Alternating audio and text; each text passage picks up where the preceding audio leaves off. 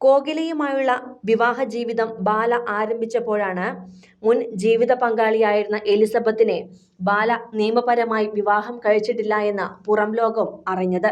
അതിനു മുൻപ് ബാലയുമായി അകന്നു കഴിയുകയായിരുന്ന എലിസബത്ത് ഈ വിവാഹത്തിന് പിന്നാലെയാണ് രംഗത്തു വന്നതും ബാലയ്ക്കെതിരെ നിരവധി ഞെട്ടിക്കുന്ന വെളിപ്പെടുത്തലുകൾ നടത്തിയതും.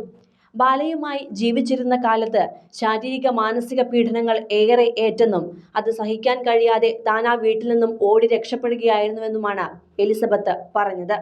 ഇപ്പോഴിതാ ഏറ്റവും ഒടുവിലായി ഇന്ന് പുലർച്ചെ 1:30 എലിസബത്ത് തന്റെ FB പേജിൽ പങ്കുവച്ച വീഡിയോയാണ് ഇപ്പോൾ ലക്ഷക്കണക്കിന് പേർ കണ്ടിരിക്കുന്നത്. മൂക്കിൽ ട്യൂബിട്ട് ആശുപത്രി മുറിയിൽ അത്യാസന്ന നിലയിൽ കഴിയുകയാണ് എലിസബത്ത്.